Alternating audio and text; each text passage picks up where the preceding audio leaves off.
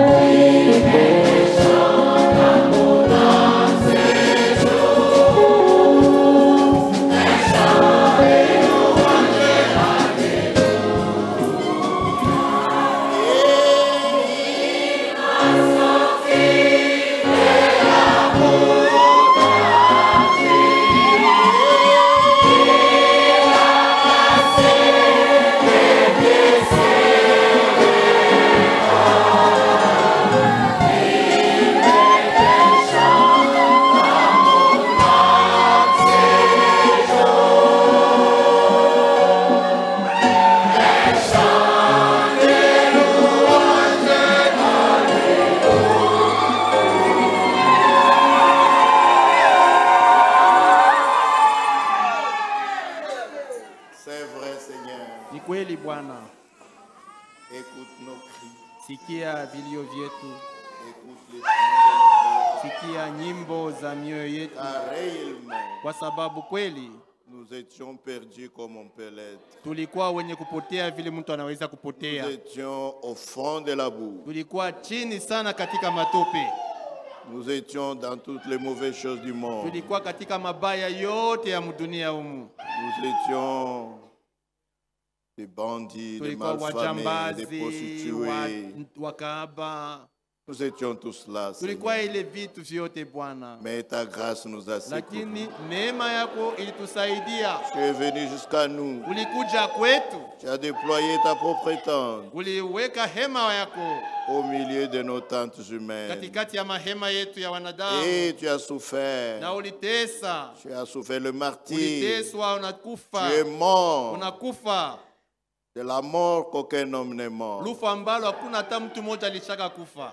Tous les prophètes Wanabii wote sont morts martyrs. walikufa kama Mais mashahidi. ils sont morts comme des hommes. Lakini walikufa kama Mais wanadamu. toi, Lakini tu wewe étais le Fils de Dieu. ulikuwa mwana wa Tu Mungu. étais Dieu lui-même. Ulikuwa Mungu Tu étais mwenyewe venu dans la chair aliyekuwa katika pour mwili offrir ton juu ya corps en kutoa offrande, mwili yako kama toleo, afin que le sang ili versé damu ilimwangika puisse laver nos ipate souilles. kusafisha et uchafu tous nos wetu péchés. na dhambi zetu zote. Loué soit ton nom. Jina lako Nous te rendons lisifiwe. grâce, Seigneur. Tunakushukuru Nous nous Bwana. remettons à toi ce matin Tunajiacha mikononi mwako avec les cœurs asubuhi ouverts na mioyo pour wazi, entendre ce que tu as à nous tupate dire. kusikia maneno ambayo Parle nataka à chacun de kuambia. nous. Sema na kila mmoja wetu. Parle à nos cœurs, Sema na mioyo Seigneur. yetu Bwana. Remplis nos cœurs de la vie. Jaza mioyo yetu na Remplis uzima. nos cœurs de l'amour. Jaza mioyo yetu na mapendo. Remplis nos cœurs de ton esprit. Jaza mioyo yetu na roho yako. Bénis-nous ensemble. Utubariki pamoja. Bénis les hommes, les femmes, les Bariki enfants. wanaume, wanawake, watoto. Reçois toi-même la gloire, Upokee wewe l'honneur, mwenyewe la heshima, puissance, sifa, la uwezo, majesté, la ukubwa, magnificence, uzuri, parce que tu en es kwa sababu digne. unastahili vile vitu. Au nom de Kwa Jésus-Christ. jina la Yesu Kristo. Amen. Amina. Nous restons debout pour lire la parole de Dieu. Tubakieni bwima tusome neno la Mungu. Matthieu chapitre 2, Mathayo sura yake ya pili, versets 1 à 2. shairi ya kwanza hadi shairi ya J'ai pili. noté ici 1 à 18. Niliandika hapa moja Mais kufika nous prenons 18, juste 1 à lakini 2. tutasoma tu moja kufika 2. Et pour comprendre tout ce que nous allons dire ce matin, Najua kuelewa maneno yote tutasema ya asubuhi. allez lire tous les chapitres. Kwendeni mukasome sura yote. Cela vous édifiera. Itamisaidia, itamijenga. Lisons. Tusome. Jésus étant né à Bethléem en Judée au temps du roi Hérode, Wakati Yesu alipozaliwa katika Betlehemu ya Yudea siku za mfalme Herode, voici des mages d'Orient arrivèrent à Jérusalem tazama wa majusi wa kutoka mashariki wakafika Yerusalema et dirent, wakisema, où est le roi des Juifs qui vient de naître? mfalme wa Wayuda ambaye anatokea kuzaliwa eko wapi? Car Kwa sababu nous avons vu son étoile en Orient tuliona nyota yake katika mashariki, et nous sommes venus pour l'adorer. nasi tumekuja kumwabudu. Que Dieu bénisse la lecture de sa sainte parole. Mungu abariki kusoma kwa neno lake takatifu. Notre sujet ce matin, Tungo letu la asubuhi hii, c'est nous avons vu son étoile en Orient tuliona nyota yake katika mashariki et nous sommes venus pour l'adorer. na tumekuja kumwabudu. Son étoile Nyota yake nous a conduits imetuongoza jusqu'ici, hata hapa, depuis l'Orient, tangu ngambo ya mashariki, depuis les Indes. tangu kule ku India. C'était des Juifs. Walikuwa ni Wayuda, Les mages étaient des Juifs. wale wa majusi walikuwa Wayuda, Ce n'étaient pas des païens. haikuwa watu wa mataifa C'était pana. des Juifs qui étaient allés là-bas Walikuwa Wayuda walikwendaka kule pour étudier les astres, juu ya kujifunza pour manyota, essayer de voir juu ya kujaribu kuona quand est-ce que sera manifesté l'astre de Jacob. ni wakati gani nyota ya Yakobo itaonekana. Quand cet astre sera visible, Wakati ile nyota cela itaonekana, signifie ile inamaanisha ya que kwamba le Messie est sur la terre. Masia eko duniani.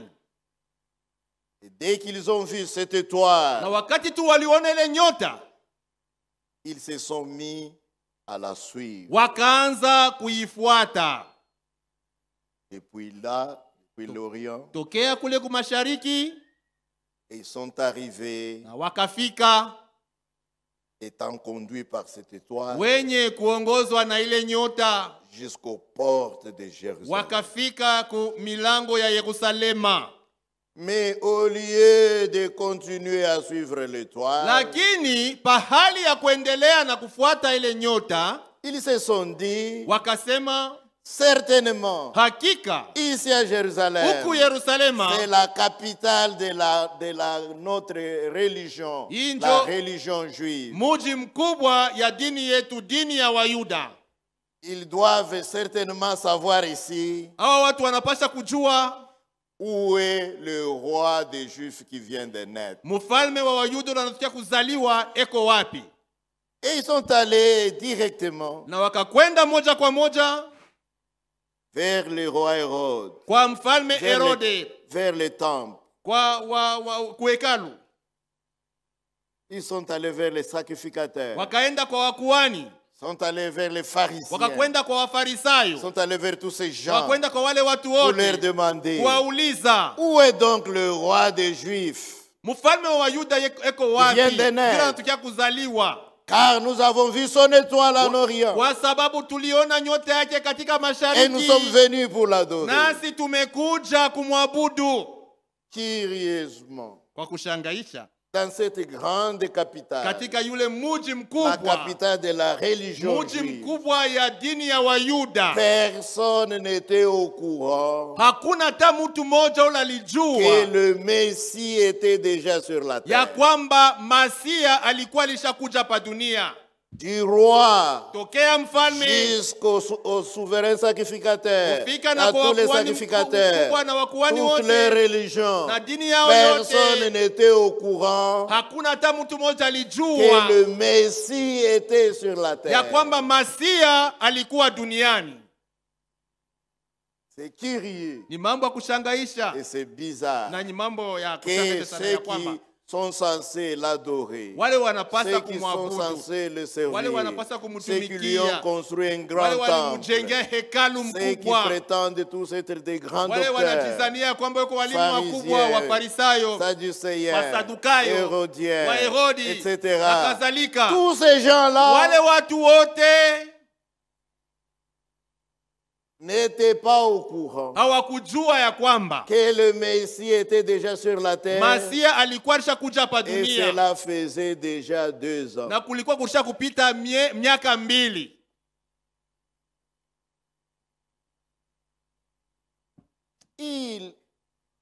Ils ont été estomaqués. Ils n'ont pas compris. Hawakuelewa, wakashitushwa. Le roi lui-même a dit. Mfalme mwenyewe akasema. La Bible dit, verset 3. Shairi Le roi Hérode, Mfalme ayant appris cela, wakati alisikia maneno fut yale, troublé. akafadhaika. Et tout Jérusalem avec lui. Na Yerusalema pia pamoja naye. Comment ils étaient troublés? Walifadhaika je? Et tout le monde. Na watu wote. Leur Messie, Masia wao était leur Dieu, alikuwa Mungu wao, alikuwa mfalme wao, il était déjà sur la alikuwa alishakuja duniani. Ulishukua kushafanya miaka 2. Na wale wote wajifunza Biblia, wenye kujua maandiko, n'étaient pas au courant. hawakujua ile mambo.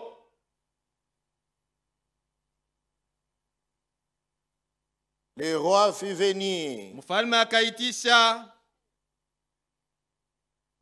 tous ces gens-là. wale watu wote. Il les a convoqués en Akawaitisha urgence. Tous les haraka principaux sacrificateurs, wale wakuhani wote les wakubwa, chefs parmi les sacrificateurs, wakubwa katikati ya makuhani, tous les scribes, waandishi les wote, docteurs walimu du peuple. wa watu. Et il s'informa auprès d'eux Na akawauliza du lieu nafasi gani où le Christ devait naître. kule Masia alipasa kuzaliwa. Et il lui dit, Na wakamwambia, il lui répondit, wakamjibu, à Bethléem, katika en Judée. Betlehemu ya Yudea, Car voici ce qui a été écrit par le ndivyo prophète. ilivyoandikwa na nabii. Et toi, Bethléem, terre de Juda, Nawe Betlehemu nchi ya Yuda, tu n'es certes pas la moindre entre les principales villes de Wewe si Juda. mdogo sana katikati ya wakubwa miji mikubwa ya Car Yuda. de toi Kwa sababu ni kwako sortira un chef ndio atatoka mtawala qui paîtra Israël, mon peuple. atakayechunga watu wangu Israeli. Il connaissait les lieux, Walijuaka fazi il yenyewe, connaissait l'écriture, walijua na andiko, mais ils en avaient seulement la lettre. lakini kwabo ilikuwa tu ni andiko Mais tu. lors de l'accomplissement de cela, Lakini wakati ya kutimizwa kwa ils ile andiko, étaient tout ignorants. wote hawakujua kitu. Laissez-moi vous dire Mwenyeruhusu que nyimambie, les élus kwamba de ce temps-là wateule wa ile wakati étaient au courant. wao walijuaka ile mambo. Le premier, Wa kwanza, Joseph et Marie, Yosefu na Maria ils étaient au courant. walijuaka. Dieu leur a fait connaître. Mungu aliwajulishaka ile mambo. Il a dit à Marie, Aliambia Maria, toi la vierge, wewe bikira, tu enfanteras cet enfant. utazaa yule mtoto, Tu enfanteras ce Messie. utazala ule Masia. Elle était fiancée à Joseph. Alikuwa mwenye kuchumbiwa kwa Yosefu. Elle est venue dire à Joseph, Alikuja kumwambia Yosefu, je ne me sens pas très bien. shishike mzuri hapana. Depuis que cet ange m'a Tangu parlé, le malaika alisema nami, je suis enceinte. niko na mimba. Comment ça? Je, Qu'est-ce que tu as fait? ulifanya nini? Tu es mal conduit. Ulitembea mubaya? Je ne peux pas supporter ça. Siwezi kuvumilia mambo hivi. Il dit non, Akasema hapana, je suis aussi pur niko safi que tout le temps. mpaka vile nilikuwaka. Mais l'ange m'a dit, Lakini malaika aliniambia comment cela va se passer? namna gani ile mambo Dieu itafanyika. lui-même Mungu mwenyewe va me couvrir de kuli c'est chake, ainsi que je serai devenu ndivyo enceinte nitapata mimba et que j'enfanterai cet na enfant nitazaa yule mtoto et que je lui donnerai le nom de Jésus. nitaita jina lake Yesu. C'est Ni lui yeye qui paîtra Israël son peuple. atachunga Israeli watu C'est wake. Ni lui qui yeye pardonnera ses péchés. atakayesamehe zambi zao. Joseph a accepté cela, Yosefu- a eu mal à avaler cela. Ilikuwa vigumu sana kubali ile mambo. De tous les âges, Katika de vizazi toutes les vyote, générations, katika vizazi vyote, jamais, jamais une kamwe vierge n'a conçu. bikira alishaka kupata mimba. C'était difficile pour lui. Ilikuwa vigumu kwa Yosefu, Et il s'est préparé à rompre. na alikuwa anajitayarisha juu ya kuachana na À Maria, rompre secrètement kuachana ses na Maria fiançailles. kwa siri. Ne voulait pas Hakutaki publier la chose kutangaza ile mambo kwa watu pour ne pas la couvrir de ili honte. asipatishe Maria haya. Non seulement de honte, Haina paka elle haya, risquait même la lapidation. aliweza hata kupigwa Alors mawe. il a dit, je Akasema, vais me séparer d'elle secrètement. Tachana naye tu kwa siri. Pendant qu'il pensait, Wakati alikuwa akifikiri maneno yale, un ange malaika mmoja est venu à lui akakuja kwake la nuit. usiku. Des anges Wa malaika existent. wanekalaka Même ako, si nous ne les voyons hata kama pas, hatuwaoni, ils existent. wanekalaka ako. Au moment de l'accomplissement des prophéties bibliques, Wakati ya kutimizwa kwa maunabii ya Biblia, souvent on wakati mingi voit apparaître sur la terre la présence de ces anges wa malaika wanatokeaka pa dunia hapa avec un message. wenye kuwa na ujumbe moja. Un ange vient toujours avec un Malaika message. anakujaka kila mara na ujumbe moja. Un ange était venu à Zacharie Malaika mmoja alikujaka kwa Zakaria quand il était au service dans les temple. wakati alikuwa anatumika kazi katika hekalu. Un ange lui a dit, Malaika akamwambia, ta femme Élisabeth, mke wako qui est Elizabeti stérile, aliye tasa va devoir concevoir. atapata mimba, Et cet enfant na yule mtoto sera le précurseur atakuwa mtangulizi du Messie lui-même. wa Masia mwenyewe. Un ange. Sasa La théologie teolojia avait fini par ne plus croire aux anges, ilifika mkipimo kusema ikwanza kuamini wa en malaika. particulier les Sadducéens. Kwa upekee wa Ils Sadukayo disaient, ça walikuwa n'existe nasema pas. wa malaika wekalake ko. Oh, la résurrection n'existe Ufufuko pas. haunako. Vous voyez, Mnaona? la théologie est Théologie capable inaweza de dénaturer toute la Bible, kuharibisha Biblia mais yote, continuer quand lakini même. itaendelea tu. C'est ce qu'ils font jusqu'aujourd'hui.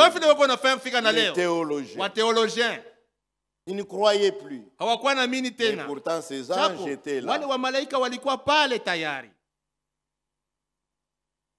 Et Zacharie avait eu un peu de doute. Et Dieu, quand il a vu qu'il a des doutes, il doit fermer la bouche pour qu'il n'aille pas répandre l'incrédulité jusqu'à ce que l'enfant naisse. Seulement les jours où on devait circoncire l'enfant, alors on lui a posé la question. On va l'appeler comment? Il a dit, donne-moi une tablette avec quelque chose pour écrire. Il a mis le nom. Il a écrit Jean. Et les gens lui ont dit, non, ce nom n'existe pas dans ta famille. Comment tu donnes ce nom? C'est à ce moment-là que la langue s'est ouverte. Il dit, l'ange qui m'en avait parlé m'a dit que tu l'appelleras Jean. Alléluia. Ainsi, Zacharie et sa femme Élisabeth étaient au courant. Maria et Joseph étaient au courant. Quand vous lisez la Bible, depuis l'annonce de l'ange, Marie pensait toujours à cela. Pensez à cela. Il y a eu un autre groupe. Les bergers qui étaient dans les montagnes pour paître leurs troupeaux. Les anges leur sont apparus. Un ange leur est apparu.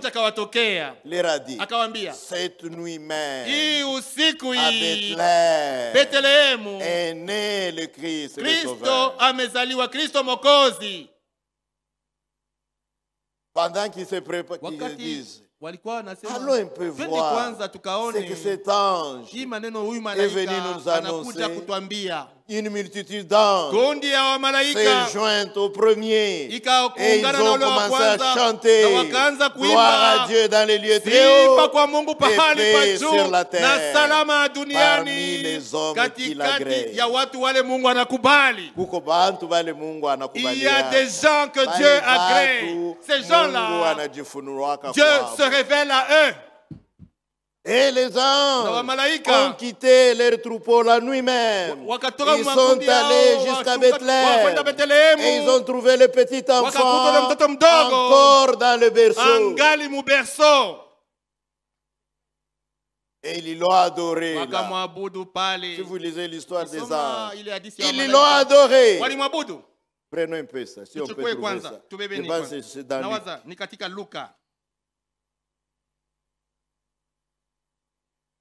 C'est dans Luc, oui.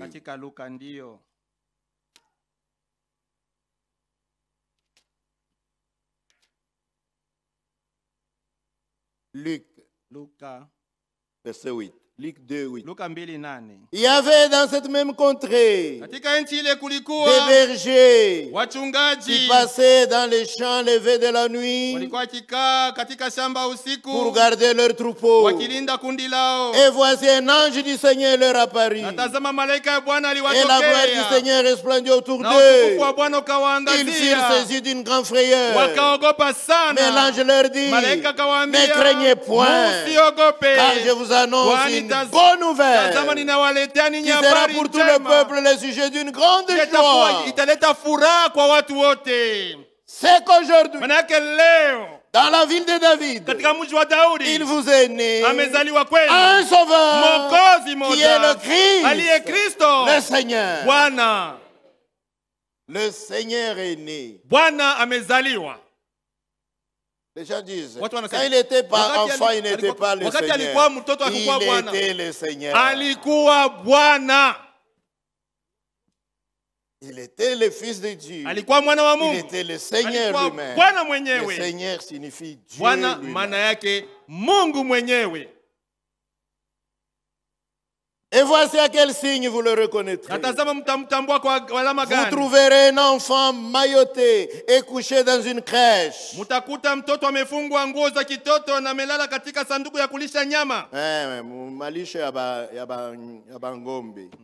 Et soudain, il se joignait à l'ange, une multitude de l'armée céleste, louant Dieu et disant, gloire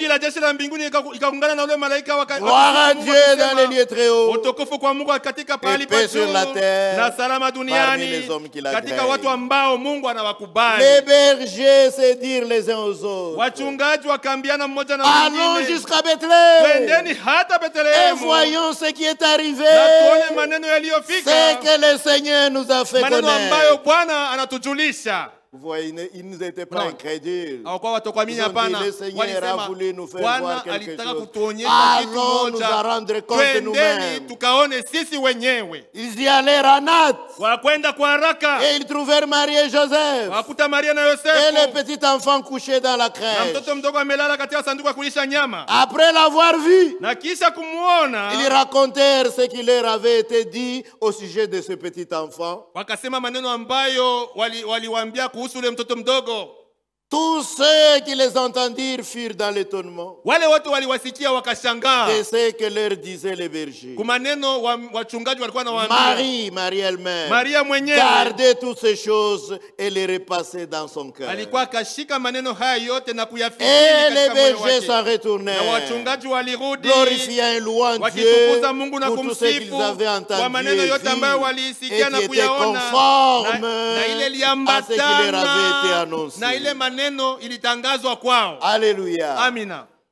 Dieu s'est révélé à ces bergers parce que c'était des personnes capables d'accepter cette révélation.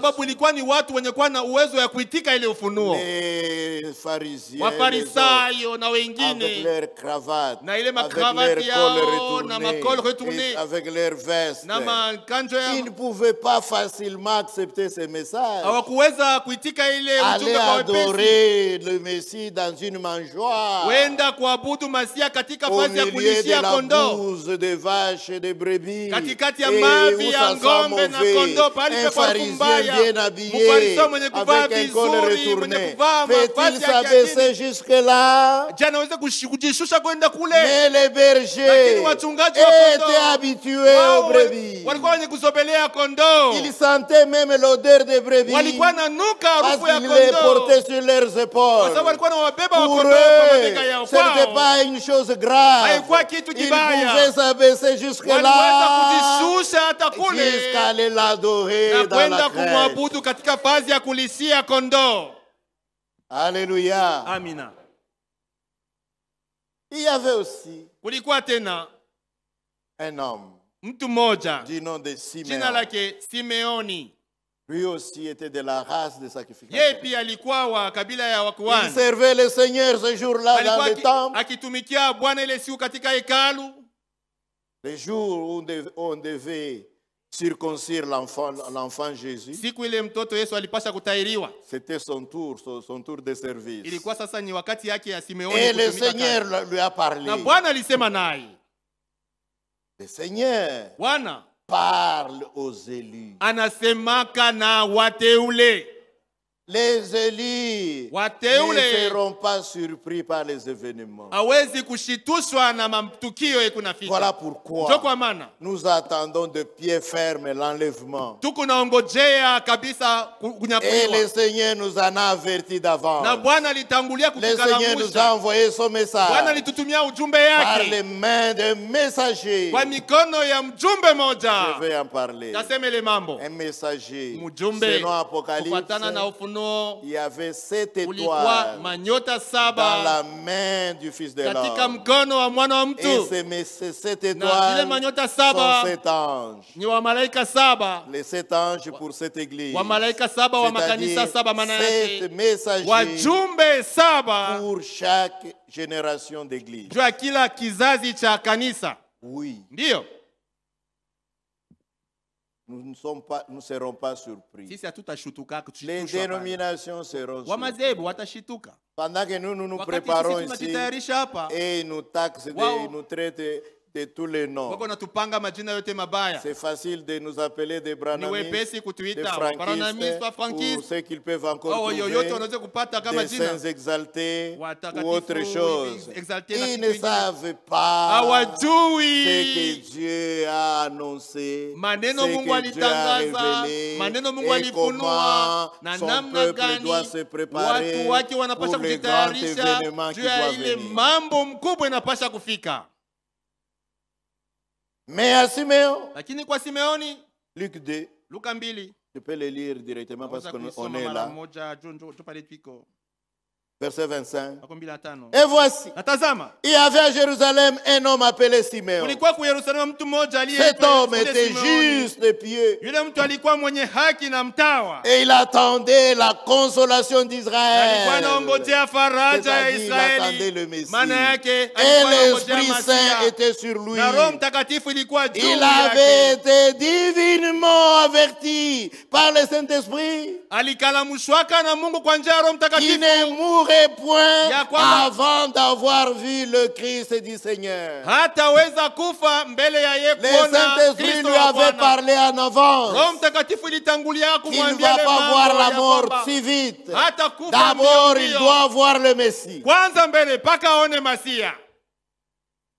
Il vint au temple poussé par l'Esprit. Si le Saint-Esprit pouvait conduire Simeon, pouvait conduire Anne, pouvait conduire Marie, pouvait conduire Joseph et tous les autres en ce temps-là, le même Saint-Esprit existe encore aujourd'hui pour conduire les élus à la source de la vie. Il vint au temple poussé par l'Esprit. Et comme les parents apportaient le petit enfant Jésus pour accomplir à son égard ce qu'ordonnait la loi, il le reçut dans ses bras. Bénis Dieu et dit: Maintenant, Seigneur, tu laisses ton serviteur s'en aller en paix selon ta parole, car mes yeux ont vu ton salut. Salut que tu as préparé devant tous les peuples. Lumière pour éclairer les nations et gloire d'Israël, ton peuple. Avec le petit enfant dans les bras, et Marie et Joseph étaient là en train de regarder dans l'admiration comment toutes les choses coïncidaient. Il y a eu l'ange, il y a eu Elisabeth qui m'en a parlé une fois quand j'étais allé lui rendre visite. Il m'a dit: comment se fait-il que la mère de mon Seigneur puisse venir me rendre visite? Et Marie lui a dit: un ange m'est apparu, il m'a annoncé ceci et cela. Il dit: tu es béni. Et sache que tout ce que Dieu t'a parlé trouvera son accomplissement. Marie pensait toujours à ça. Et maintenant, c'est Simeon. Simeon aussi vient rendre son témoignage que Dieu lui a parlé, que je vais voir le Messie et je le tiens dans mes mains. Oh Seigneur, maintenant je peux mourir car j'ai vu ton salut. Alléluia. Amina. Il y avait aussi une femme du nom de Anne. Lisons un peu l'histoire de Anne. Verset 36. Il y avait aussi une prophétesse, Anne, fils de Phanuel, de la tribu d'Azer. Elle était fort avancée en âge. Elle avait vécu 7 ans avec son mari depuis sa virginité. Une fille vierge, on la prend en mariage, 7 ans à peine, son mari décède. Elle avait peut-être 20 ans ou 25 ans à ce moment-là. Et elle s'est gardée. Elle ne s'est pas remariée. Elle s'est gardée pure. Elle était assidue toujours à la maison de Dieu. Chaque jour. Et ce jour-là, lisons ce qui la concerne. Elle était fort avancée en âge. Elle avait vécu 7 ans avec son mari depuis sa virginité. Restée veuve. Et âgée de 84 ans. Depuis ses 25 ou 20. Toka ile makumi mbili na tano 21 ou 22 ans. Depuis ce temps-là, elle en avait maintenant 84. Elle était toujours pure, toujours attachée à la parole de Dieu. C'est pourquoi personne n'échappera. Personne n'aura raison. Personne ne dira, qu'est-ce que je peux faire? Non. Personne. Parce que les ânes et les autres s'élèveront comme des témoins contre eux. Étant arrivé, lisons un peu. Et âgée de 84 ans, elle ne quittait pas le temple. Elle servait Dieu nuit et jour, dans le jeûne et dans la prière. Étant arrivée, elle aussi, à cette même heure, elle louait Dieu. Elle parlait de Jésus à tous ceux qui entendaient la délivrance de Jérusalem. Alléluia. Une poignée de personnes. Joseph et Marie. Zacharie et Élisabeth. Simeon et Anne. On n'a même pas fait 10 doigts de la main. On peut peut-être faire autant si on y ajoute les bergers. Les Élis étaient au courant que leur Messie était là. Mais la religion et leurs chefs religieux, y compris le roi lui-même, n'étaient pas au courant. Et les mages étaient étonnés. Comment ici, à la capitale de notre religion, comment ils ne sont pas au courant? Ils en étaient tellement déçus. Ils ont dit, nous avons perdu notre temps de venir chercher à nous renseigner ici. Sortons. Et ils sont sortis de Jérusalem. Dès qu'ils sortirent de la ville, l'étoile qui les avait conduits jusque-là leur apparut à nouveau et ils eurent une grande joie. Alléluia. Amina. Suivre l'étoile, c'est très important. L'étoile est un envoyé de Dieu. Dans la religion, beaucoup de gens, Dieu ne leur a jamais parlé.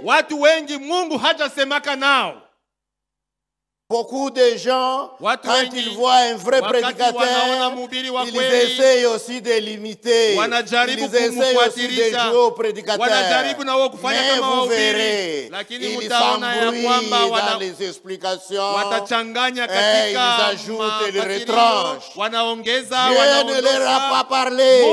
Quand un homme est envoyé de Dieu, il ne s'éloignera jamais de la parole. Il ne donnera pas ses interprétations de la parole. Il restera mot pour mot avec les Écritures. Il ne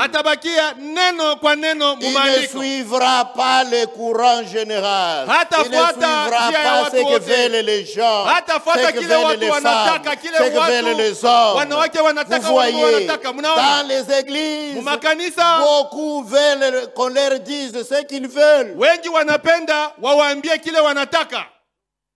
Lisons cela. C'est dans Timothée. Ni barua kwa Timotheo.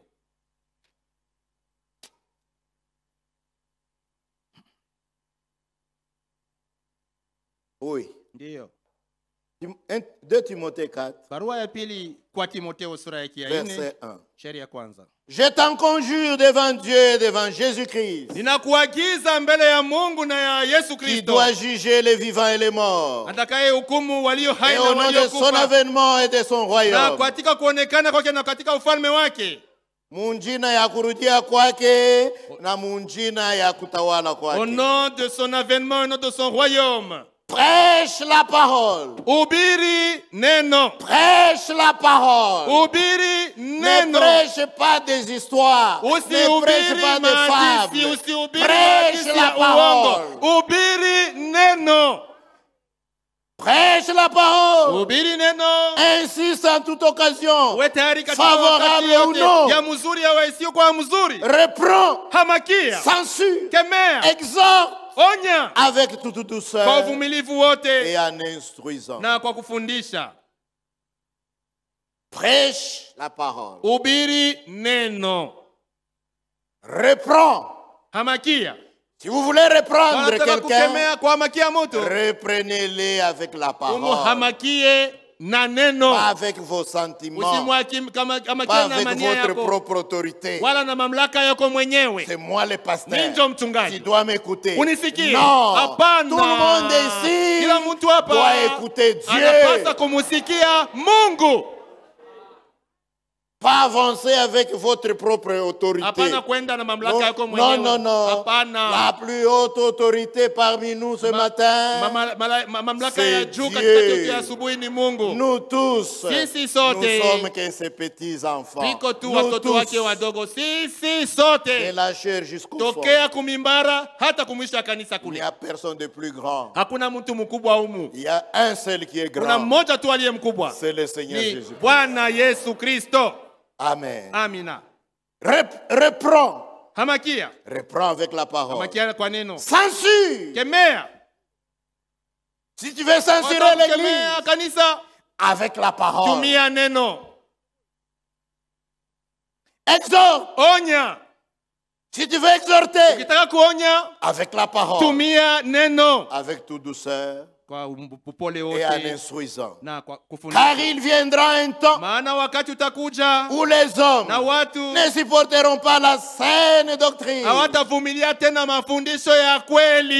Mais ayant la démangeaison d'entendre des choses agréables, ils se donneront une foule de docteurs selon leur propre désir. Ils chercheront des docteurs, des gens qui leur prêchent ce qu'ils désirent.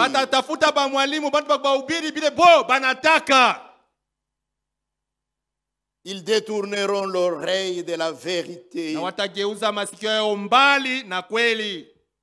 et se tourneront vers les fables.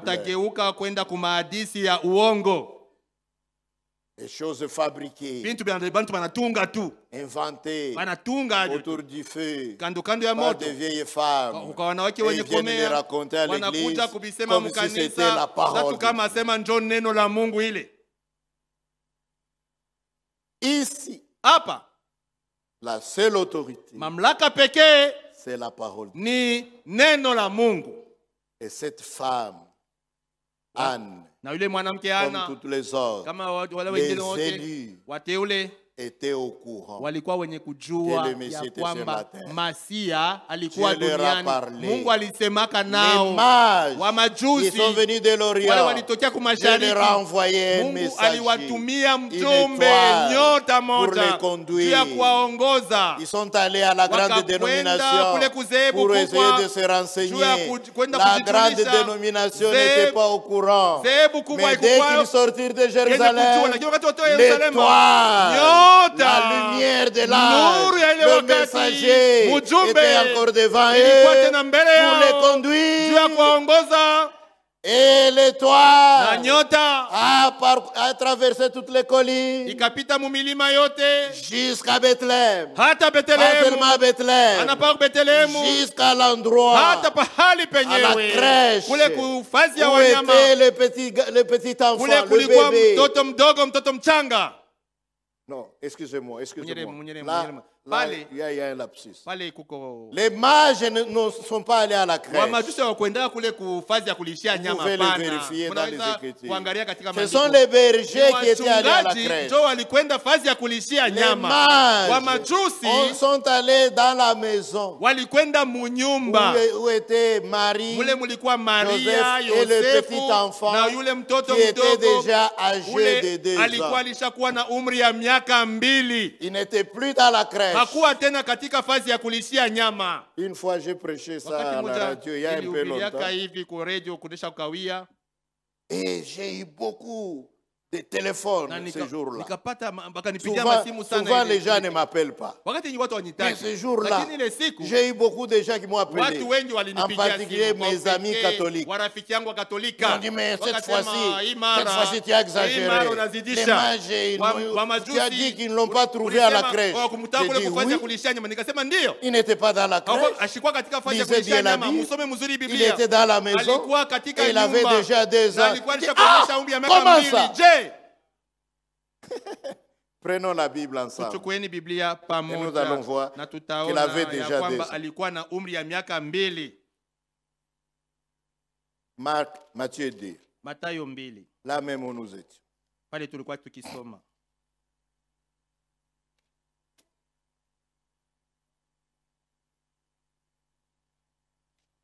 Ok. Quand les mages sont sortis,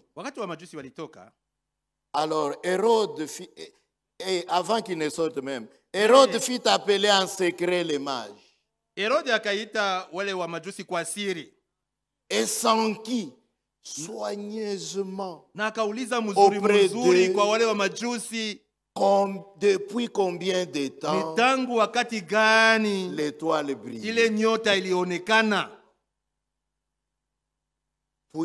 Puis, il les envoya à Bethléem en disant, allez et prenez des informations exactes sur le petit enfant. Quand vous l'aurez trouvé, faites-le moi savoir afin que j'aille aussi moi-même l'adorer.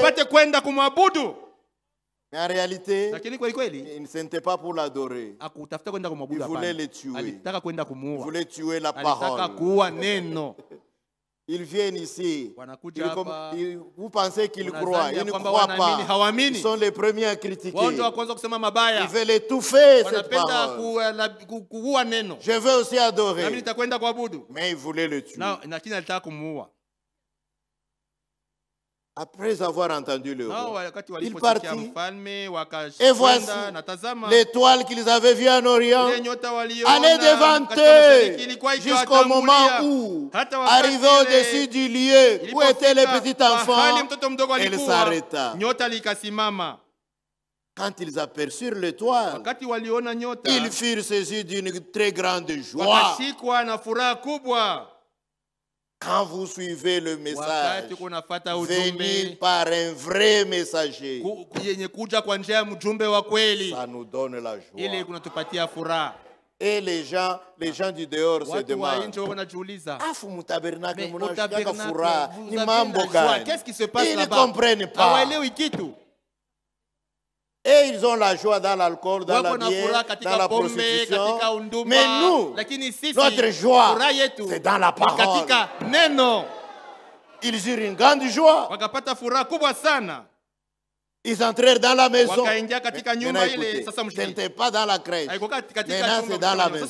Ils entrèrent dans la maison, virent le petit enfant avec Marie, sa mère. Ils se prosternaient et l'adoraient. Ils savaient qui il était pour se prosterner et l'adorer. Vous ne pouvez pas l'adorer sans savoir qui il est. Même leurs dons qu'ils avaient amenés témoignaient de ce que cet enfant était. L'or parlait de la divinité. L'encens parlait du service et la divinité est en service et l'ami parlait de la mort. Parce que c'est avec l'ami qu'on embaume les morts. La divinité en service pour mourir pour les péchés.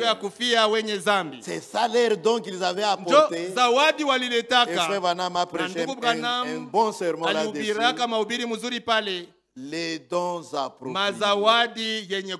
Les dons qu'un homme qui a la révélation fait prouve ce qu'il pense de ce qu'il est. Même votre manière de chanter ici, même votre manière d'adorer ici, prouvera si vous croyez réellement ce qu'il est ou pas. Si vous avez un pied au-dessus de l'autre, un bras à la joue, il a touché. Femme, tu ne comprends pas. Tu ne comprends rien. Si c'est réellement quelque chose de grave, quelque chose de grand pour toi, que Dieu est devenu un homme pour mourir à cause de tes péchés, même ta manière d'adorer sera différente. Amen. Amina. Ils entrèrent dans la maison. Ils virent le petit enfant avec Marie, sa mère, se prosternèrent et l'adorèrent. Ils ouvrirent ensuite leur trésor et lui offrirent en présent de l'or, de l'encens et de la myrrhe. Ce dont nous venons de parler. Puis, divinement avertis en songe. Alléluia. Les élus, Dieu leur parle toujours. Divinement averti en songe de ne pas retourner vers Hérode, ils regagnèrent leur pays par un autre chemin. Anakatala kwenda kumexpliquer Hérode. Nous avons trouvé le roi. Nous avons trouvé Dieu. Nous l'avons adoré. Va aussi l'adorer. Non, Dieu leur a dit, ne rentrez pas. Allez par un autre chemin. Lorsqu'ils furent partis, voici un ange du Seigneur apparut en songe à Joseph. Vous voyez Dieu, comment il entretient ses enfants. Un ange apparut à Joseph et dit, lève-toi, prends le petit enfant et sa mère, fuis en Égypte et reste ici jusqu'à ce que je te parle. Car Hérode cherchera le petit enfant pour le faire périr. Joseph se leva. Joseph, il a cru ça. Ce n'était pas un mystère. C'était aussi clair que la première fois. Joseph, fils de David, ne crains pas de prendre avec toi Marie ta femme, car l'enfant qu'elle a conçu vient du Saint-Esprit. Ce n'était pas un mystère que Dieu lui avait parlé. C'était très clair. Et cette fois-ci, Dieu lui a parlé de nouveau. Prends le petit enfant et sa mère, va-t'en en Égypte, car Hérode va chercher à le tuer. C'était aussi clair. Quand il n'y a pas de prophète, parce que c'est le seul prophète qui interprète les mystères. Quand il n'y a pas de prophète pour interpréter des mystères, si Dieu veut te parler, il te parlera d'une manière claire. C'est pourquoi ne venez pas nous déranger. J'ai vu un arbre, j'ai vu ceci. Oh pasteur, qu'est-ce que ça signifie? Non! Ces choses sont interprétées par les prophètes, comme Daniel, comme Joseph, dans la Bible. On leur parlait et donnait l'interprétation. C'est comme ça. Et un prophète, pour donner l'interprétation, il ne tâtonne pas. Il ne fabrique rien. Dieu lui montre d'abord ce qu'il t'a montré. Et il te dit même que tu as eu un songe, voici ce que tu as vu, voici ce que tu as vu. Sans même que tu lui en parles. Et ensuite, il te donne l'interprétation de cela. S'il n'y a pas de prophète, tout ce qui est mystérieux, mettons ça de côté. Vivons seulement une vie sans péché. Cela suffit. Ok. Joseph se leva, il avait compris, c'était clair.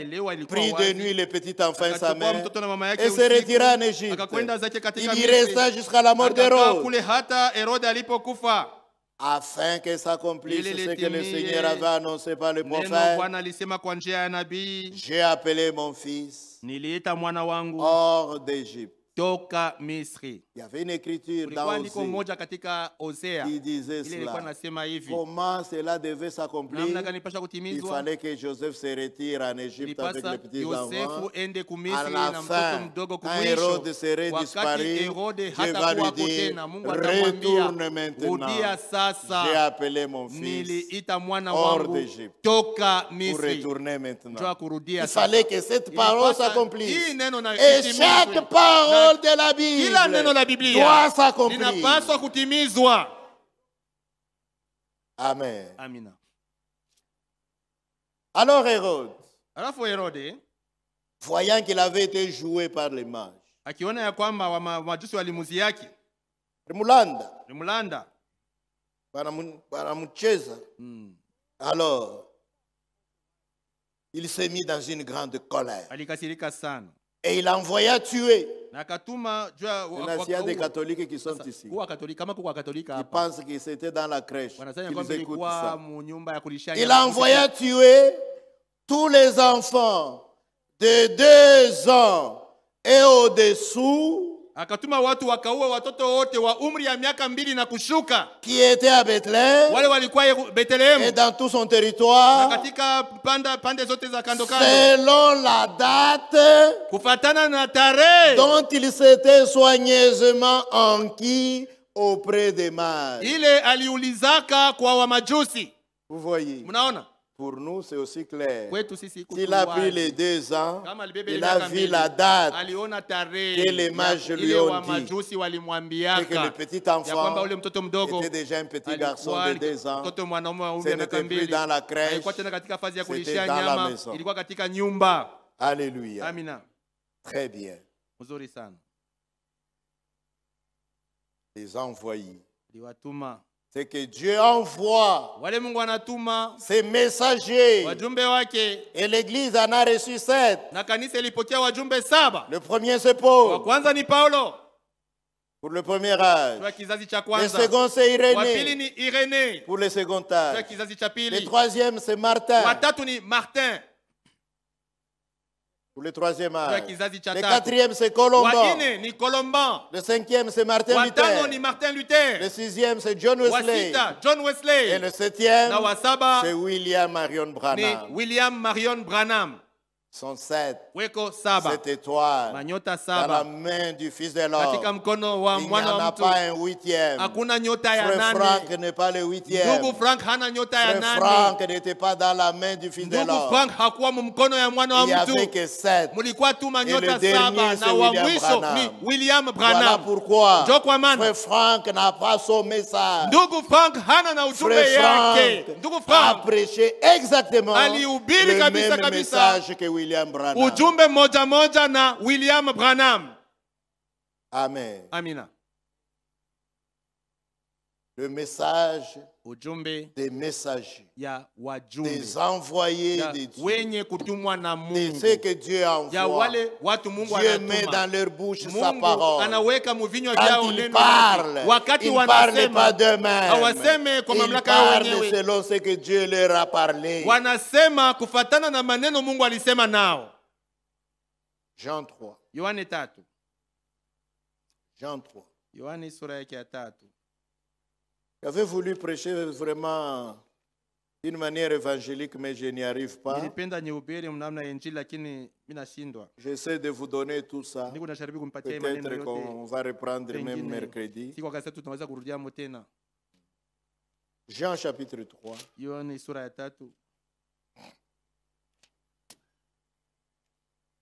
Verset 33. C'est lui qui a reçu son témoignage. A certifié que Dieu est vrai. Car celui que Dieu a envoyé dit les paroles de Dieu. Si quelqu'un est réellement envoyé de Dieu, il ne dit pas ce qui lui plaît. Il ne prêche pas ce que lui voit que c'est bien. Ce que vous voyez que c'est bien, c'est très bien pour toi. Mais le peuple de Dieu a besoin seulement d'entendre ce que Dieu a dit. Est-ce que vous m'avez compris? C'est que moi je trouve que c'est bien. C'est très bien pour moi. Mais vous n'avez pas besoin de ça. Vous voulez savoir qu'est-ce que Dieu a dit. Et celui que Dieu envoie dit les paroles de Dieu. Jean 17. Verset 18.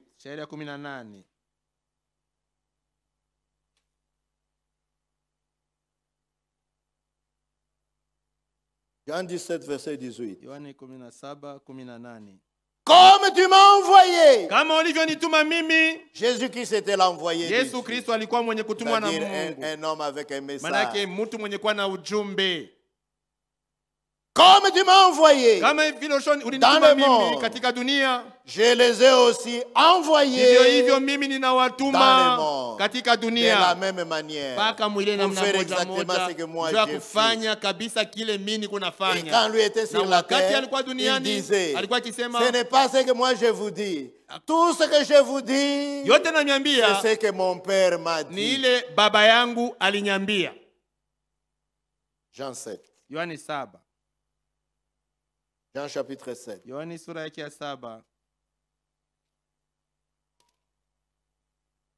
Jean 7.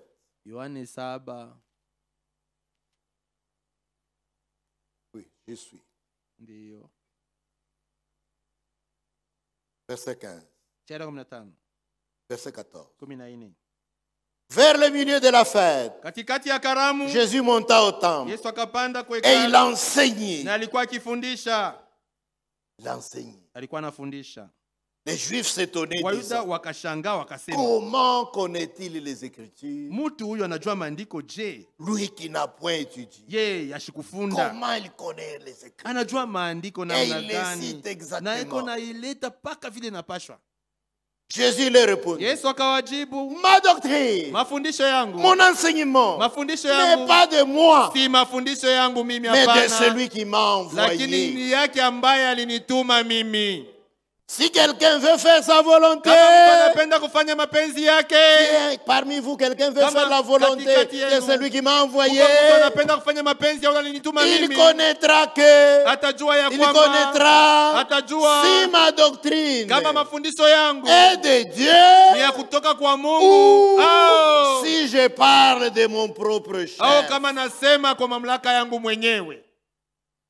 Si quelqu'un veut faire la volonté du Père, il saura si tout ce que j'enseigne, c'est sa parole, ou bien je l'ai dit de moi-même, de mon propre chef. Celui qui parle de son propre chef.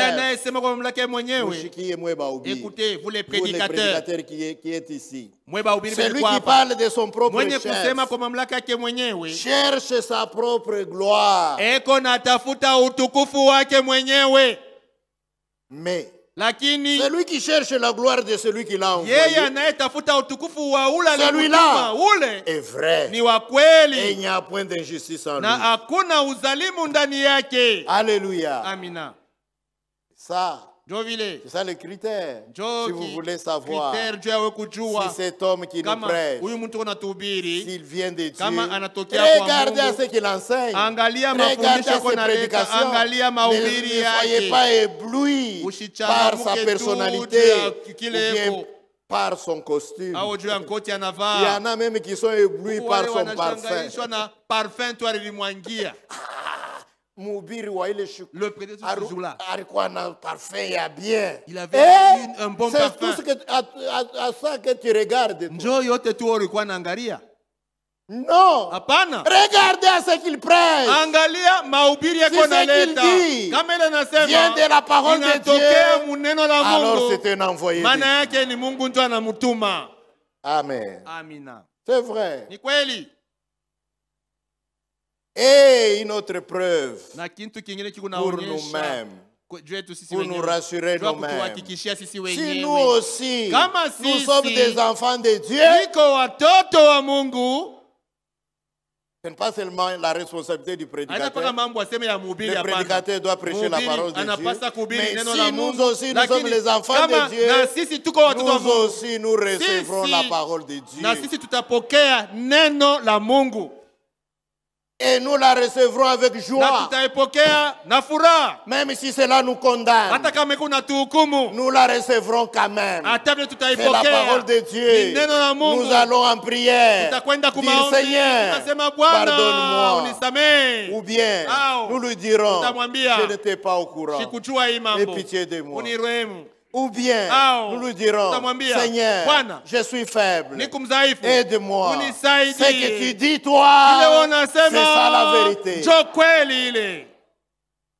Oh, femmes, soyez soumises. Soyez soumises. Tu ne comprends rien. Si tu savais que c'est la parole de Dieu, tu recevras ça avec joie. Et Dieu t'aidera.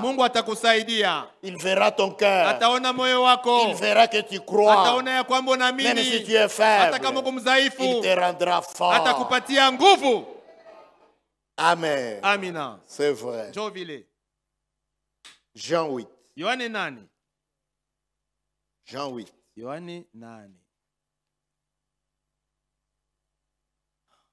Suivre l'étoile. Celui qui porte la lumière pour son âme. Suivre le messager du jour. C'est une grâce excellente. Le savoir, c'est une grâce. Beaucoup ne le savent pas. Ceux qui vont aux États-Unis, ils sont surpris que même dans la ville de Jeffersonville, beaucoup de gens n'ont jamais entendu parler de William Marion Branham. Quand ils voulaient parler de cet homme. Et que dire de toute l'Amérique? Et que dire du monde entier? Beaucoup de gens, ils ne l'ont jamais entendu. Et ceux qui l'ont entendu, l'ont méprisé, l'ont rejeté. Mais c'est une grâce pour celui qui a entendu et qui a reconnu que sa parole est vraie et que c'est Dieu qui l'a envoyé pour nous bénir, pour nous enseigner, pour nous instruire. Frère Franck disait, lisez les prédications de Frère Branham. Moi, je suis un enseignant. Je donne les grands points de doctrine. Mais dans les prédications de Frère Branham, il y a même des détails dans la vie courante.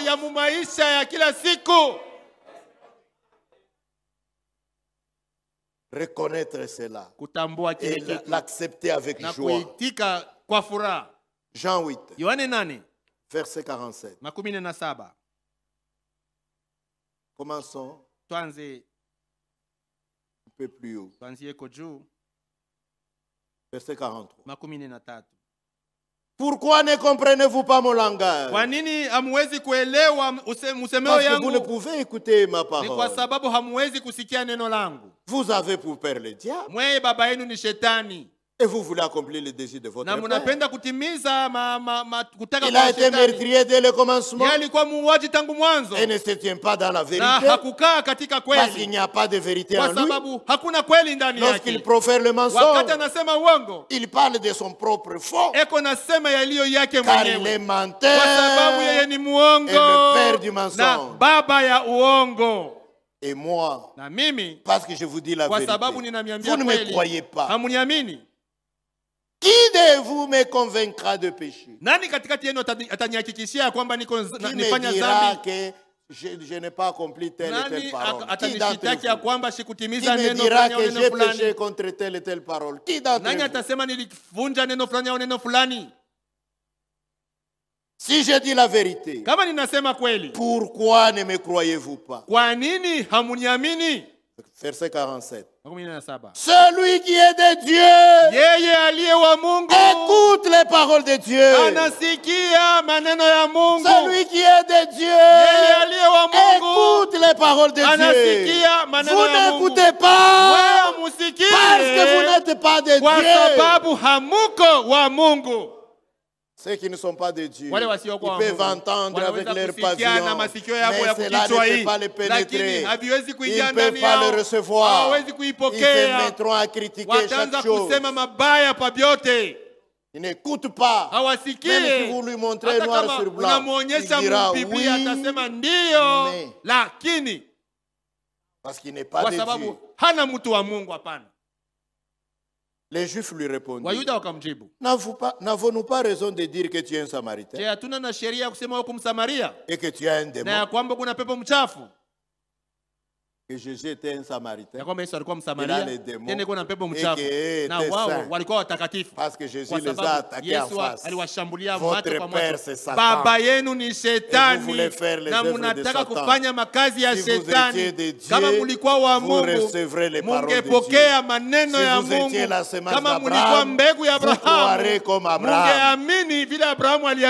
Abraham, quand il a vu mon jour, il était dans la joie, se réjouit. Mais vous me voyez en personne, vous êtes fâchés. Vous n'êtes pas les enfants légitimes d'Abraham. Votre père, votre véritable père, c'est le diable. Aïe, aïe, aïe. Là, il les a touchés. Et aussi on dit, nous avons raison de dire que tu es Samaritain. Tu as un démon. Jésus répliqua, je n'ai point de démon, mais j'honore mon Père et vous m'outragez. Je ne cherche point ma gloire. Il y en a un qui cherche, qui la cherche et qui est juge. En vérité, je vous l'ai dit. Si quelqu'un garde ma parole, il ne verra jamais la mort. Unasema Branham wenu alisemaka sitakufa. Il a la vie éternelle. En tant que vie éternelle, il n'est pas mort. Il s'endort tout simplement dans le sommeil de la mort physique. Mais il n'est pas mort. Les saints ne sont pas morts. Dieu n'est pas le Dieu des morts. Il est le Dieu des vivants. Il n'est pas mort, mais physiquement, il est mort, il s'endort. Frère Franck, beaucoup ont voulu qu'il reste jusqu'à la venue du Seigneur, mais Dieu l'a repris. Il n'est pas mort, physiquement il est mort, mais il est vivant. C'est ce que Jésus a voulu dire. Oh, Yesu wenu alisemaka unaamini asitakufa. Maprofeti walishaka kufuaka. Yeye anawaza yeye ni nani? Il prétend qu'il est qui lui? Parce qu'il ne pouvait pas comprendre. Mais vous ce matin, vous comprenez. Vous pouvez déjà vous dire heureux. Le fait déjà de comprendre, vous êtes heureux. Et le fait de vivre cela, vous êtes bénis. Amen. C'est vrai. Prenons encore une autre écriture. Jérémie 29. J'en ai tellement ici. Je vais en prendre quelques-unes et nous lirons peut-être le reste. Je ne voulais pas vraiment qu'on aille jusqu'à mercredi. Je voulais vraiment vous donner le tout en bloc. Je suis un prédicateur lent pour exprimer vraiment ce que je veux. Prêcher, ce n'est pas seulement parler. Prêcher, c'est faire entendre la parole de Dieu au peuple. Qu'ils comprennent. C'est ça prêcher. Jérémie 29. Oui, j'y suis. Verset 8. Car ainsi parle l'Éternel des armées, le Dieu d'Israël. Ne vous laissez pas tromper par vos prophètes qui sont au milieu de vous et par vos devins. N'écoutez pas vos songeurs dont vous provoquez les songes.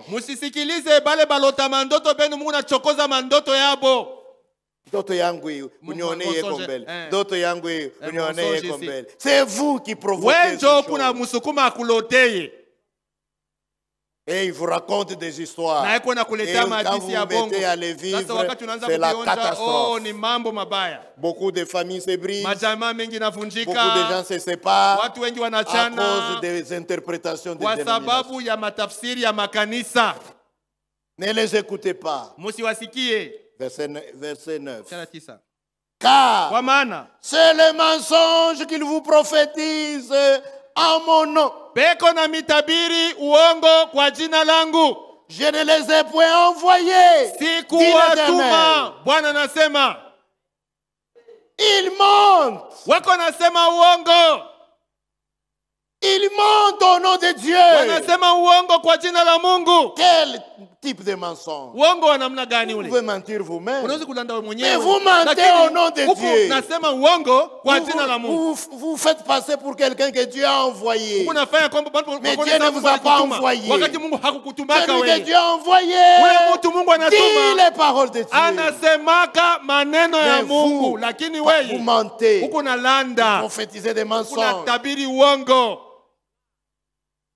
Et moi, je sais qu'il y a des vraies prophéties. Et j'apprécie qu'il n'y en ait pas. J'apprécie qu'il n'y en ait pas parce que nous ne voulons pas avoir des prophéties des mensonges. Nous voulons que Dieu envoie réellement des vraies prophéties. Nous ne voulons pas que quelqu'un s'aventure ici pour fabriquer. Non. Restez calme. Si Dieu veut vous donner, il vous donnera. Ça ne dépend pas de vous. Si Dieu veut parler, il parlera.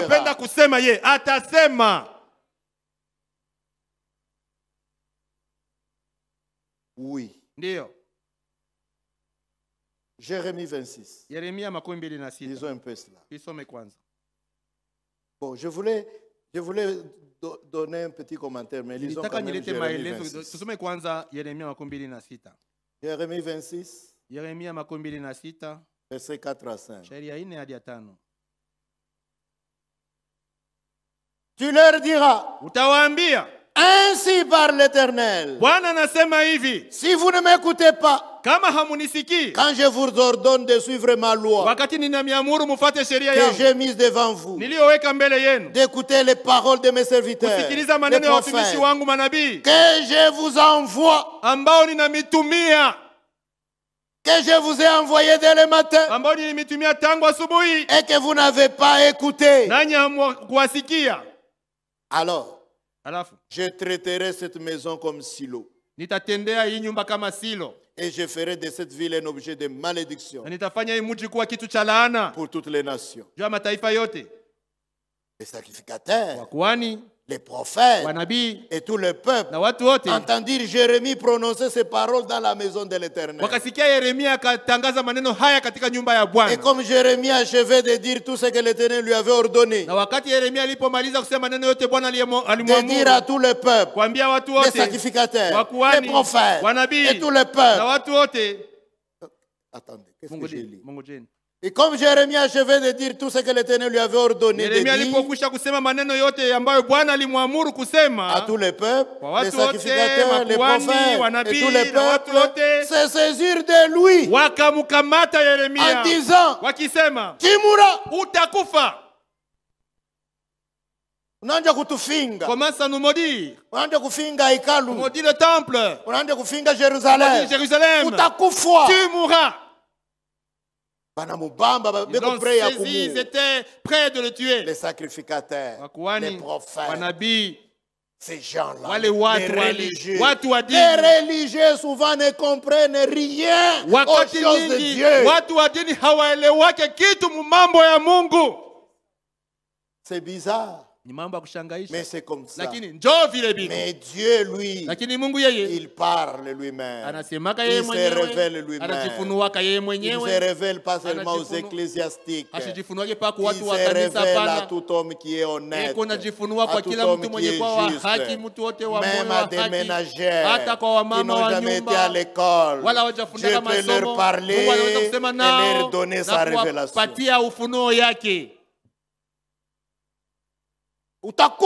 Tu mourras. Ils ont fait beaucoup de bruit là. Ils allaient le tuer. Heureusement pour lui, les chefs sont venus. Les chefs sont venus. Les chefs sont venus. Les chefs sont venus. Qu'est-ce qu'il y a? Oh, il a prophétisé. Et ceci contre le temple. Il a prophétisé contre la ville. Il doit mourir. Il ne mérite pas de vivre. Les chefs ont dit, faites attention. Du temps de Sédécias, tel n'a-t-il pas prophétisé contre la même chose comme Jérémie? Est-ce qu'on l'avait tué? Du temps de tel, est-ce qu'on l'avait tué? Ne faites pas ça. C'est ainsi qu'on l'a sauvé et qu'on est allé le jeter dans une citerne, etc. Vous voyez, il y a eu même un du nom de Anania. Jérémie avait prophétisé dans Jérémie 25. Il dit, ce peuple entier ira en captivité pendant 70 ans. C'est seulement à la fin de 70 ans qu'ils reviendront ici. Et Dieu va mettre sur leur cou un joug très difficile à porter. Ils vont souffrir, là ils vont partir. Jérémie termine comme ça. Il va se reposer. Le lendemain matin, Anania vient.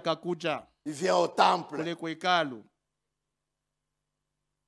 Les gens des faux prophètes, parfois ils font des grimaces. Parfois, j'ai toujours dit, parfois il parle même avec une voix rauque pour que tout le monde comprenne qu'il a veillé en priant. Tu m'as dit.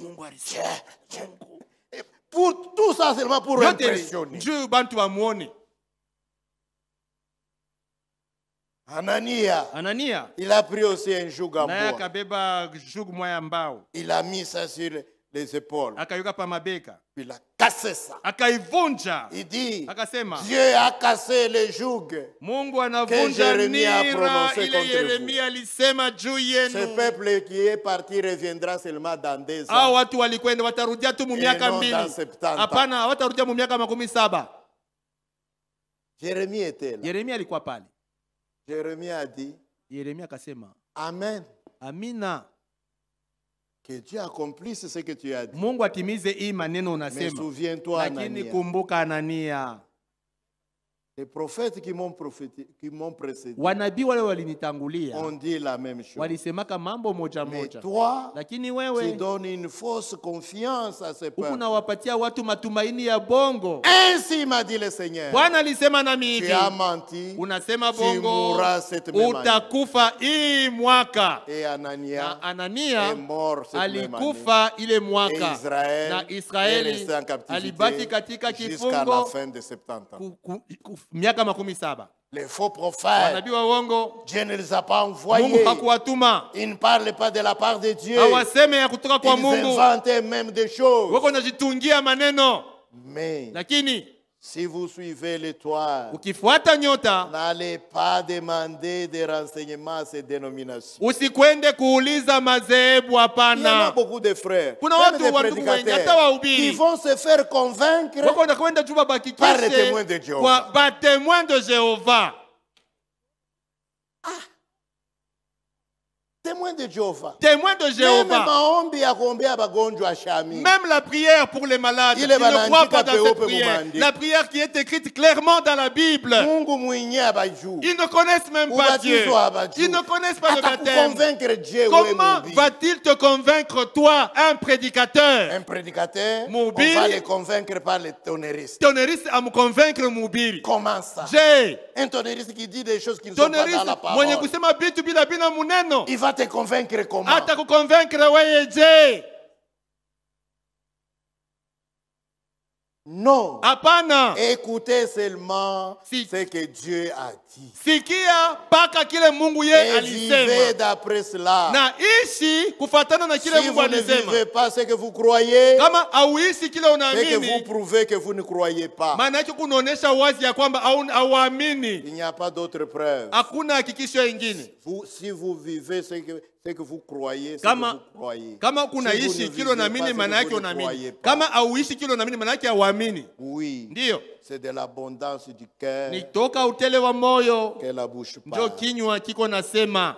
C'est vrai. Ni kweli. Vous ne pouvez pas parler autre chose. Hauwezi kusema kitu kingine et vivre autre na chose. Unaishi namna nyingine. C'est ce qu'on appelle l'hypocrisie. Ile ndio inaitwa sema unafiki. Amen. Amina. C'est vrai. Ni kweli. Maintenant je laisse les autres choses. Sasa nacha maneno mengine pour dire, pour citer jusque deux écritures, et les autres choses, je remets ça à mercredi. Prenons Jean 13. Jean chapitre 13, verset 20.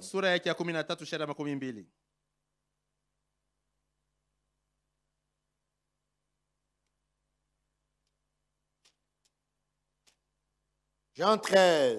Verset 20.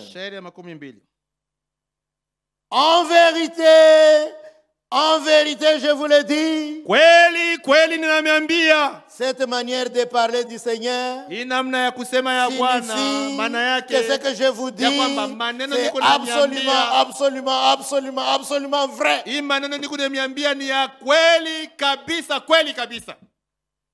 Celui qui reçoit celui que j'aurais envoyé me reçoit. Mutu ule anapokea, mutu ule mimi ninatuma ananipokea mimi.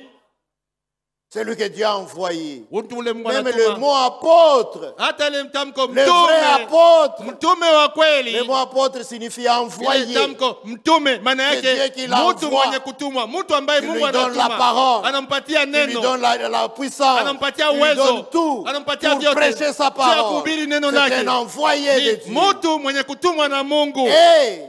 Et celui qui reçoit, celui que j'aurais envoyé, il me reçoit. Et celui qui me reçoit reçoit celui qui m'a envoyé. C'est un grand secret de reconnaître un homme que Dieu a envoyé. Quelquefois il ne ressemble pas à ce que vous pensez. Quelquefois c'est un homme comme Jean-Baptiste. Pour détail, rapide Paul, chauve, alors qu'il avait à peine 30 ans. Chauve. Il n'utilisait pas de brosse à dents pour brosser ses dents. Il était dans le désert, il n'y avait même pas de l'eau. Ses dents étaient café, brun. Je pense qu'il sentait le cafard. Comme le cafard penzu.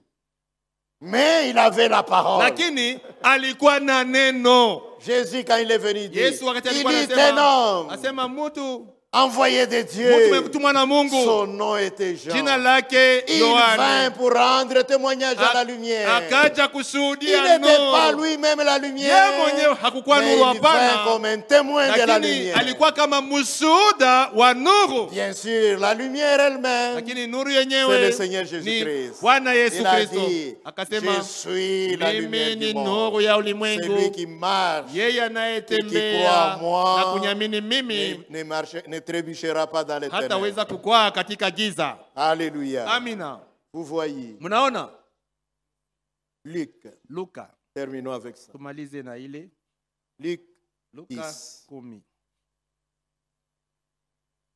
C'est pas seulement avec ça. Je vais ajouter encore. En plus de Luc 10. Je vais ajouter 1 Thessaloniciens 4. Luc chapitre 10.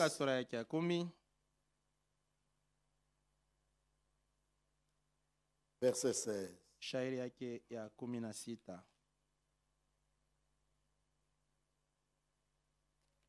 Ok. Je suis.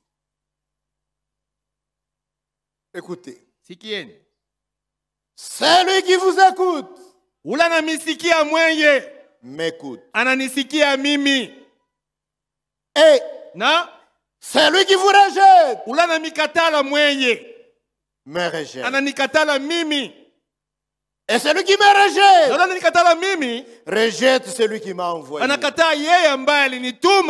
Si vous rejetez la parole d'un véritable envoyé, c'est Dieu que vous rejetez. Alors, voyez combien de gens ont rejeté Dieu dans le monde. Si vous rejetez la parole d'un homme véritablement envoyé de Dieu, c'est Dieu lui-même que vous avez rejeté.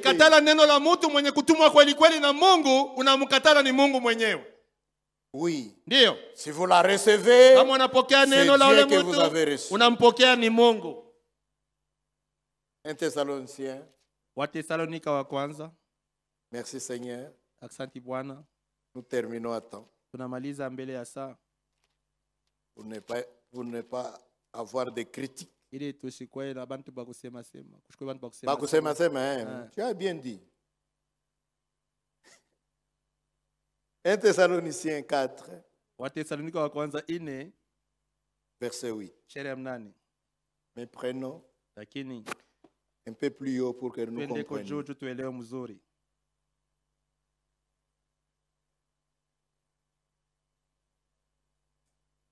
Verset 1. Au reste, frère, puisque vous avez appris de nous comment vous devez vous conduire et plaire à Dieu, et c'est là ce que vous faites, nous vous prions et nous vous en conjurons au nom du Seigneur Jésus de marcher à cet égard de progrès en progrès. Comme vous avez reconnu que les paroles que nous vous avons prêchées, c'était des paroles de vérité. Et c'est de cette manière que vous vous conduisez. Continuez de progrès en progrès. Vous savez en effet quel précepte nous vous avons donné de la part du Seigneur Jésus. Ce que Dieu veut, c'est votre sanctification. C'est que vous vous absteniez de la débauche. Hommes, femmes, petits garçons, petites filles, tout le monde. Pas de frères qui pensent qu'ils ne sont pas inclus. Et ils peuvent jouer avec des petites filles, mais quand ils veulent se marier, ils cherchent des vierges. Malheur à vous. Tout le monde, que vous vous absteniez de la débauche. C'est que chacun de vous sache posséder son corps dans la sainteté et l'honnêteté. C'est une mauvaise traduction. La bonne tradition, c'est celle-ci. Que chacun de vous sache choisir son vase ou sa femme dans l'honnêteté et dans la sainteté. Mariez-vous dans la sainteté. Prends ta femme dans la sainteté. D'abord, ne commets pas adultère avec elle, ne fais pas de souillure. Apana. Tout ça, c'est de la souillure qui existe parmi les jeunes gens. Nous devons choisir nos femmes dans la pureté, dans la sainteté et dans l'honnêteté. Je continue. C'est que, sans vous livrer à une convoitise passionnée, comme font les païens qui ne connaissent pas Dieu, c'est que personne mise envers son frère de fraude et de cupidité dans cette affaire, pas dans les affaires. Dans cette affaire,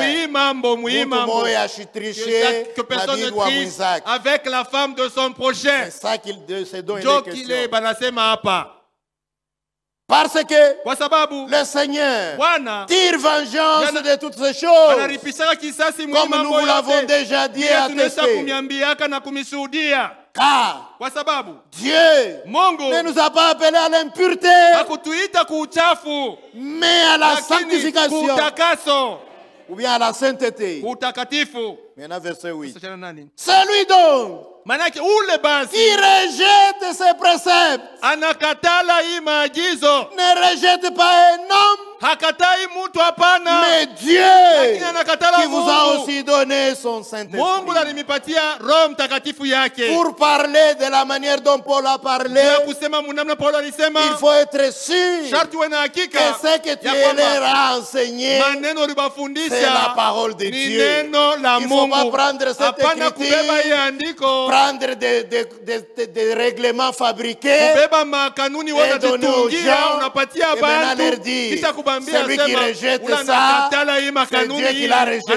Non! Vous devez être sûr que ce que vous avez donné, vous les avez donnés de la part du Seigneur Jésus. Et celui qui rejette ça, ne rejette pas un homme, ne rejette pas un prédicateur. C'est Dieu lui-même qui l'a rejeté. Que Dieu vous bénisse. On s'arrête là aujourd'hui. Que Dieu vous bénisse richement. Levons-nous.